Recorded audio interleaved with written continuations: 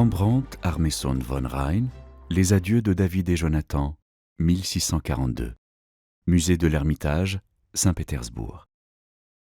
En considérant ce tableau, le spectateur ne peut être que frappé par la douceur avec laquelle Jonathan tient dans ses bras David, et la confiance que ce dernier lui porte en laissant reposer sa tête sur sa poitrine. Par cette posture, Rembrandt souligne l'humanité du futur roi d'Israël, capable de tendresse et d'amitié, capable également de s'émouvoir à l'idée de quitter son ami. Loin des représentations héroïques d'une certaine histoire sainte, il peint des êtres de chair et de sang qui expriment la condition humaine. Pour permettre au spectateur de reconnaître la scène, l'artiste a multiplié les détails empruntés à la narration biblique. Au pied des deux alliés se trouve un carquois qui rappelle le code destiné à avertir David de la colère de Saoul. Une flèche signifiait que le roi cherchait à le faire périr. On distingue aussi une besace faisant allusion au prochain départ du jeune vainqueur de Goliath. Victime de la jalousie du roi, ce dernier s'enfuit pour sauver sa vie et constituer sa propre troupe. À gauche, une forme découpée figure le rocher Ézel, la pierre du départ, où David avait dit à Jonathan de l'attendre. Pourtant, après une analyse attentive du tableau, on remarque quelques détails incongrus. David paraît tout jeune, alors que Jonathan est représenté comme un homme d'âge mûr. Le texte explique cependant qu'il devait être sensiblement du même âge que David.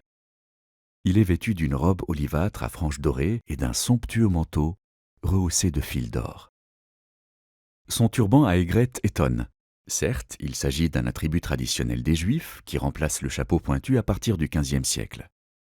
Mais chez Rembrandt, il se retrouve aussi dans les autoportraits du peintre, qui semblait grand amateur de couvre-chefs exotiques. On en connaît plusieurs où il arbore la même aigrette. D'ailleurs, à bien y regarder, Jonathan ressemble fortement à l'artiste d'Amsterdam.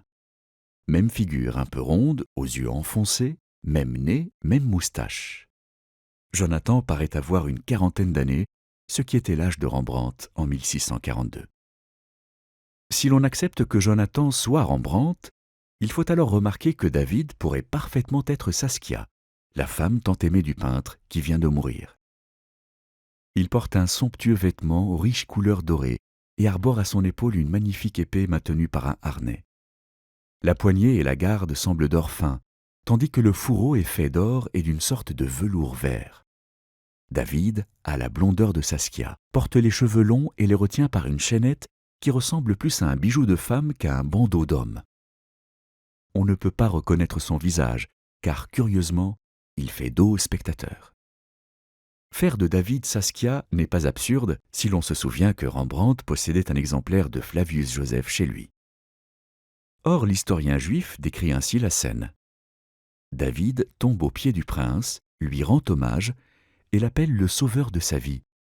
Jonathan le relève et, mutuellement enlacés, ils s'embrassent longuement dans les larmes, pleurant leur jeunesse, leur liaison victime de l'envie, leur séparation prochaine leur paraissait aussi dure que la mort. Rembrandt, alors inconsolable du décès de sa femme, pouvait-il ignorer cette phrase ? La douleur de la séparation des deux amis ne ressemble-t-elle pas à celle que l'on ressent dans la perte de l'être aimé ? Pourtant, cette douleur n'est pas sans espérance. Au fond de la scène, nimbée par le clair-obscur, s'étend une ville, Jérusalem. On est frappé par un curieux bâtiment circulaire surmonté d'une coupole. Il faut y reconnaître le temple. Cette représentation est traditionnelle à l'époque de Rembrandt, où l'on prenait la mosquée d'Omar pour le sanctuaire, y compris dans les images juives. Or, comment expliquer cette présence du temple dans la ville sainte, alors qu'il sera construit des années plus tard, sous le règne du fils de David, Salomon ? Sans doute pour dire que Dieu est là, et qu'il essuiera toute larme des yeux de ceux qui croient en lui.